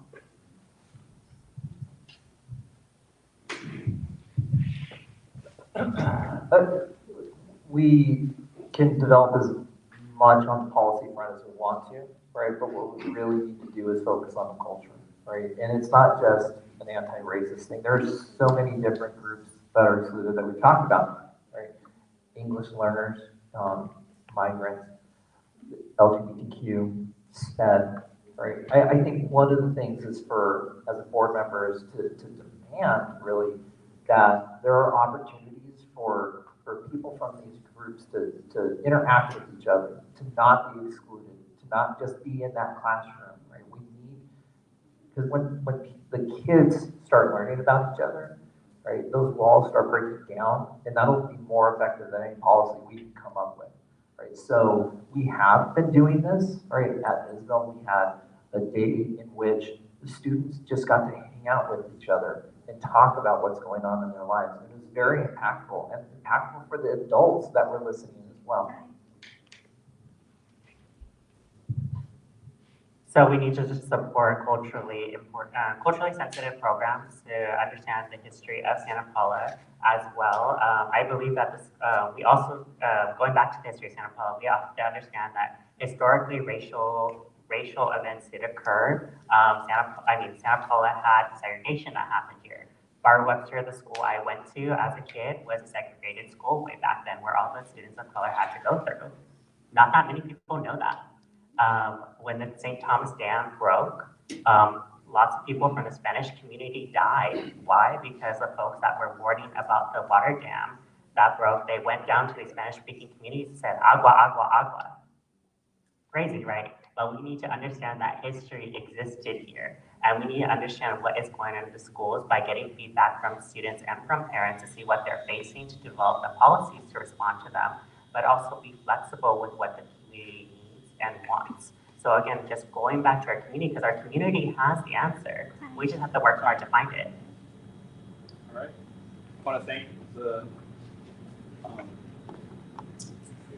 candidates for their time. We have a ton of audience questions, but not enough time to get to them. So thanks, the audience. Okay, next up, we're going to set up for Measure R debate. Thank you.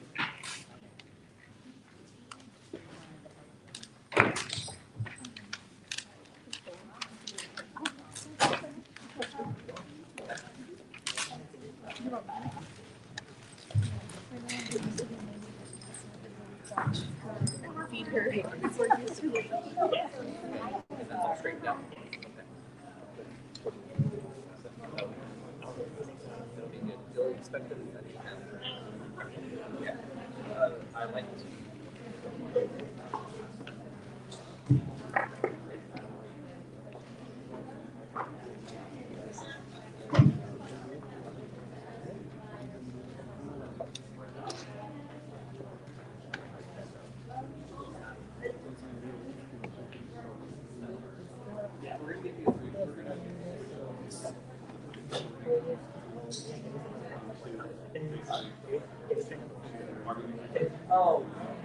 Yeah, I'm going to introduce Pro. I'll say what your name is. Or actually, if you can explain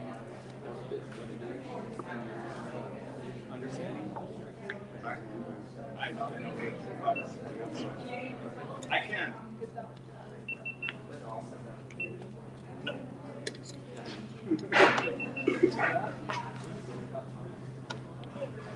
All right. Yeah. Okay. It's like, Well, since you're where everyone's on defense on day, which one should be away with?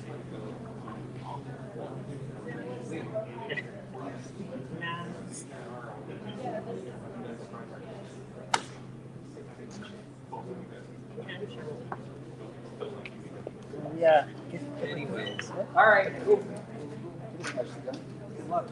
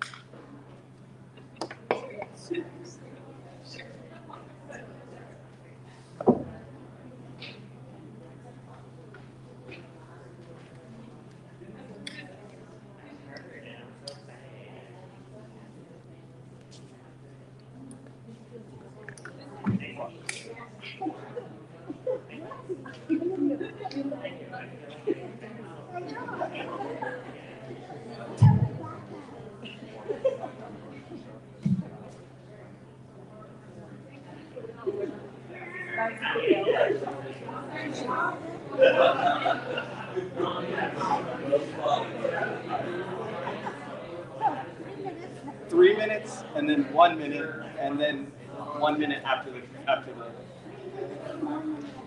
yes. Yeah.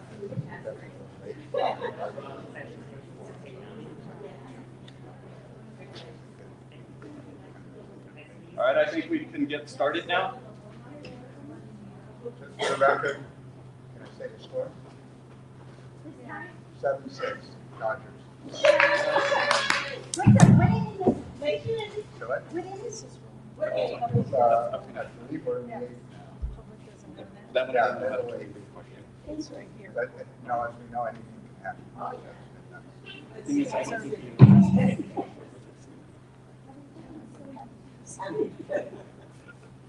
Okay. All right. Next up is going to be our Measure R debate. And we have pro, Mr. Andy Sabel, and against is going to be Patricia Zavala. All right, so the first question, and our format's going to be a little different on this one. We're going to give them a little bit more time for the first question. And then we'll go back to the regular format. So for the first question, it's please tell us a little bit about Measure R and make an argument for your position. All right, thank you very much. Oh. Hello. Good. Appreciate LK for putting this on, Daniel for doing this, and all of you who stayed late. That's great. So just for a brief history, we voted on 2016 for Measure T, which was a 1-cent sales tax, and I'll go into that in a little bit. I was one of the original members of the Measure T Oversight Committee, which was great. And back then, the city was in kind of a revenue and structural issue. So we thought we were going to meet twice a year for Measure T. We met like 5 times in the first month because it was a big deal. Thank you very much. It really saved the city in a lot of ways. It was a general tax. That means that it went into the general fund. It wasn't specific. So the city council could spend it on anything they wanted. The oversight committee could make recommendations, and the city council, by and large, stuck with the recommendations. So we lost the fire department, as was discussed earlier, but the money did go to police and wages and staffing. It did go to streets. We paid almost 29 miles of 79 miles of streets now. It went to youth services. For instance, as mentioned before, the Las Piedras Youth Center. Now it pays for people's children's fees who want to do sports, or sports people involved in sports after school and weekend stuff is doubled almost. So Measure T has been very successful and, in my opinion, by and large, well spent. So if it's so great, why are we back with you now with Measure R, which is also a 1-cent sales tax? Well, like everything, things are getting more expensive. It used to cost X amount per mile for streets. Now it's 2 to 3 times that amount. Everything is more expensive, and the state also puts what's called unfunded mandates on city. You must do this. For instance, we have to change from .org for our internet in the next few years to .gov. That's going to cost a ton of money. That doesn't come anything from the state. So it costs money to run the city, and we are a revenue poor city. Without Measure T, we would be at the lowest. With Measure T, we're about 4th. With Measure R, if it passes, we'll still be one of the lowest revenue cities here. So I want to just do a brief describer of what it will look like. So some people will be laughing that I walk around with this, but I've been carrying this around, and I admittedly, I don't think much about sales tax, and I don't look at receipts. I went and talked to some elementary schools today at the Dell, and the students, a lot of them look at receipts. I was shocked, so good on them. So here's my receipt from 2 days ago at Bonds, $110. Most of it is on food. Food is not taxed, medicine is not taxed, rent is not taxed. So I did buy 2 items that are taxed, toilet paper and toothpaste, both quite expensive. So between the 2 of those, that was $3 of tax. 7.25 of that goes to the state. We get one back, 1%. So out of that, and Measure T gives us 1%. So out of this, we get 2%. When Measure R passes, instead of $3, it'll be $3.30. So 30 cents more for my purchase. Thank you. Thank you, Andy. That was great explaining Measure T. Measure R adds an additional 1% to the sales tax. And my main reason why I'm against Measure R is that it's a regressive tax, meaning that it will do more immediate harm than good. Will it be utilized for things that are necessary? Absolutely. However, regressive taxes affect people with low incomes more severely than those with higher incomes. Measure R is essentially asking more from those that have the least. The services that are to be addressed with the revenue from Measure R are indeed important. However, there are better solutions that don't require placing the burden on our socioeconomically disadvantaged citizens. The city, well over a year ago, in 2023, they put together. They put together a workshop to look into revenue generating opportunities. There are more ways to generate revenue for the city that doesn't affect our low income citizens, because they are the ones that would end up hurting the most.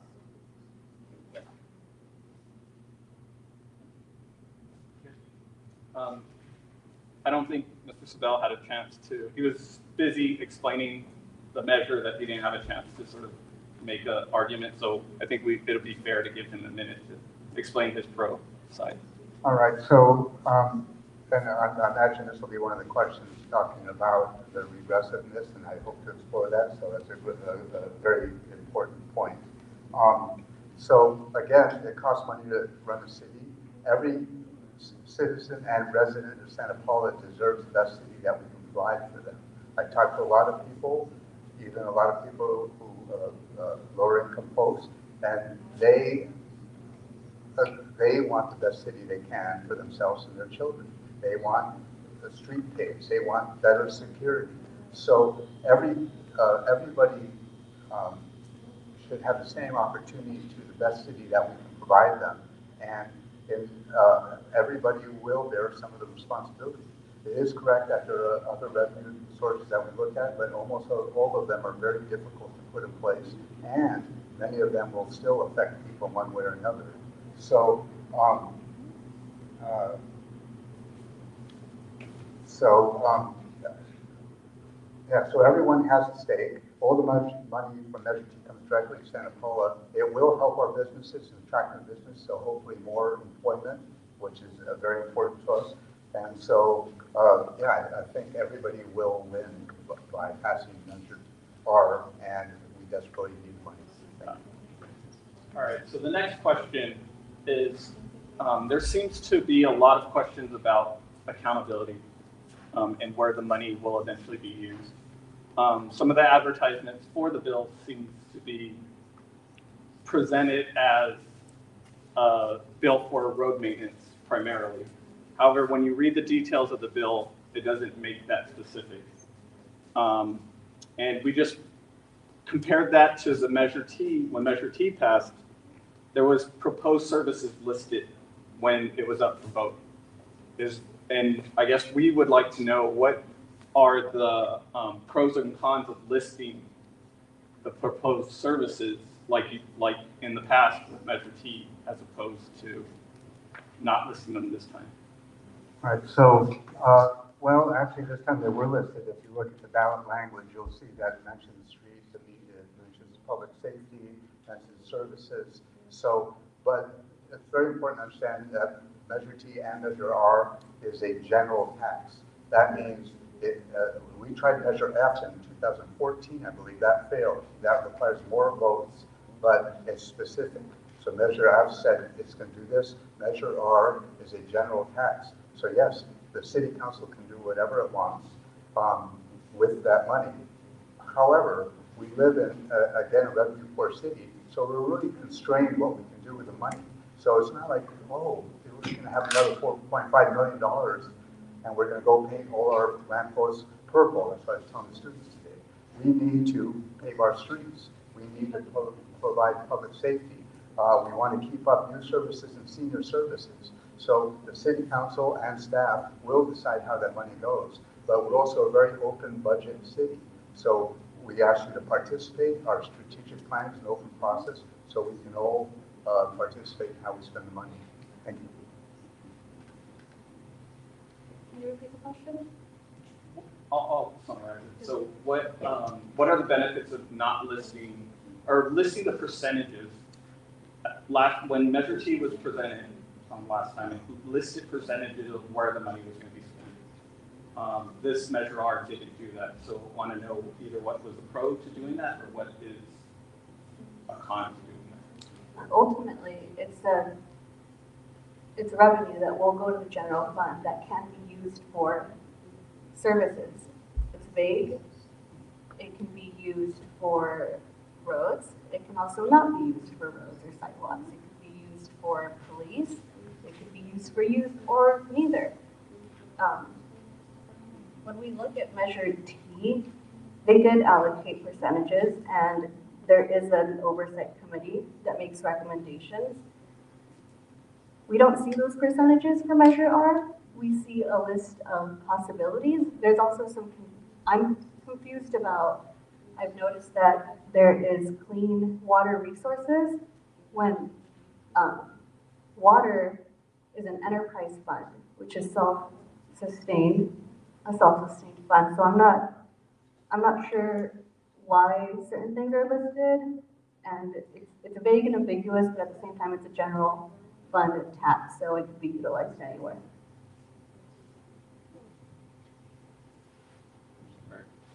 So I have a few questions, but due to time, I'm going to go straight to an audience question.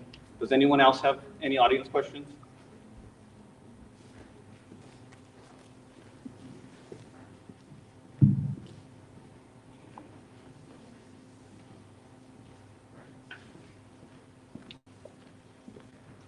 So the first question is, what is the reasoning for a 1 cent sales tax measure when we currently have a 22% tax rate for cannabis? 70% of the public voters for this approved in 2016, costing us a loss of $4.5 million that we are choosing not to use. So why aren't we using the cannabis tax that was passed as opposed to this Measure R? For what I gathered from the city's May 31st, 2023 Revenue Generating Opportunities Workshop, they did discuss cannabis. There's startup costs, there's staff costs. They estimated an annual revenue of $500,000. There are a lot of different revenue opportunities. The last one listed is additional sales tax measures. That would be a question for city manager, finance director, whoever gave staff the direction to move towards an additional tax rather than exploring these additional revenue generating opportunities. Thank you. Just to take 10 seconds on the Measure T, I misunderstood the question. So the percentages that were recommended were not on the ballot. They were after the measure passed. The Measure T Oversight Committee was put together, and that committee made those decisions. Again, I was on that committee, so they weren't part of the vote. So regarding cannabis, every municipality in the state gets to decide if they want to do one element or not. So most haven't. Santa Paula voted in, I want to say, 2019, a 4-1 vote against having cannabis. There's still a cannabis ad hoc committee. They meet now and then to discuss if it's something they still want to bring back to council, but for the moment, the city has determined that they're not going to take advantage of the revenues, possible revenues through cannabis. All right, so the next question is, how will you prepare for financial hardship that will potentially impact families with 1% tax increase? Well, if I understand the question, so again, this tax is regressive and it's going to impact people with lower income most. So, and if you watch the deliberations during council, we care deeply about that, even though the council is not making the decision to do this. This is going to the voters, but we're a kind of a low-income city, and we have some high expenses. For instance, our sewer rates are some of the highest in the country, so it's really, it weighs on all of us. But so I took upon myself to make sure to go out and ask folks, lower-income folks, and said, look, this is going to hurt you most. But I did explain, if you go out and spend $50 at McDonald's, it's going to cost you 50 cents more after Measure R than before. So I was very clear what it is and what the possible benefits. Every person I talked to understood and said, thank you very much for explaining that, and I am willing to pay that additional cost. And partly to control it, they're buying mostly food, medicine, they'll pay. This won't hit them, right? This sales tax is only on some things. And some of them took yard signs, so it's very emotional. So I feel that it's going to hurt people, but they know that it's going to help the city. Thank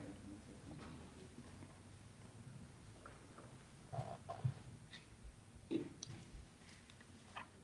So according to US Census data, a significant portion of Santa Paula citizens live on Track 6, which is a low income. Your median household income is that of about $44,000. It is only 1%, however, it will impact those, like I said earlier, those that have the least will end up having to pay the most. Everyone will benefit equally when roads are fixed, sidewalks are fixed.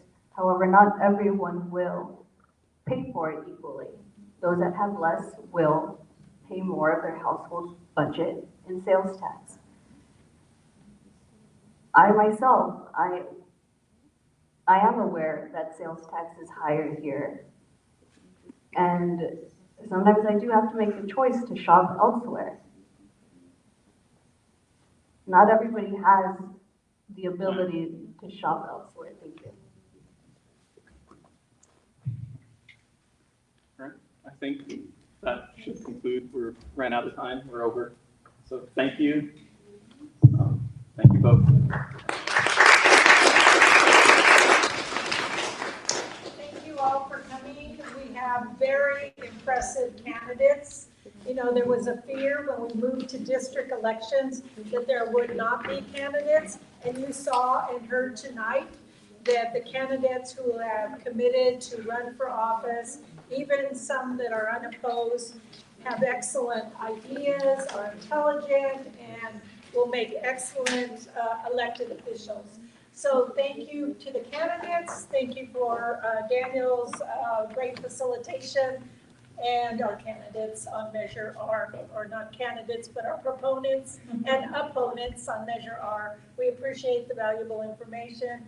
And our panelists tonight were outstanding representatives of Santa Paula and those that give back to the community. Ms. Vaughn from the Housing Authority and Dr. Ramon Flores, trustee, not for our district, but for the County Board of Education, District 5. We thank them both very much. Thank you. And also, we always have the best interpretation. Lourdes Campbell and Associates is always the best. We wish we had those, her services on City Council. Unfortunately, the council has chosen another body, so we need to fix that. Thank you, everyone.